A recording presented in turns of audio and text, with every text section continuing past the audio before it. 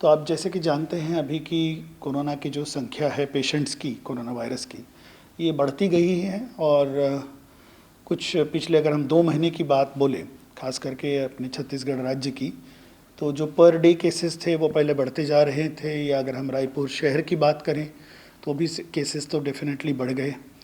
और अगर हम उसको मार्च अप्रैल मई के आसपास के साथ कंपेयर करें तो उस वक़्त केसेस भी थोड़े कम आते थे, और जो आते थे वो इतने सीवियर इन्फेक्शन लेके नहीं आ रहे थे। लेकिन जैसे जैसे मरीजों की संख्या बढ़ी, लॉकडाउन ख़त्म हुआ तो पब्लिक मूवमेंट होनी थी, दूसरे जगह से भी मरीज़ आए, और जितना मुझे लगता है सतर्कता से पालन पब्लिक को करना चाहिए उतना नहीं हुआ है। पब्लिक को खुद अब अपने बारे में, इसके बारे में सोचना है, अपने खुद के स्वास्थ्य के बारे में, अपने परिवार के बारे में, अपने बाकी जो अपने प्रदेशवासी हैं उनके बारे में।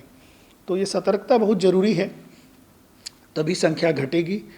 और जो कि बढ़ गई संख्या इतने मरीज़ों की, तो उसी तरह से जो मरीज़ जिनमें कोमॉर्बिडिटीज़ थी, जिनको diabetes, blood pressure, kidney disease, cancer, इनमें ज़्यादा घातक रूप ये बीमारी लेती हैं। और जो हमने देखा भी, जिसके वजह से कुछ मोर्टेलिटीज़ भी हुई।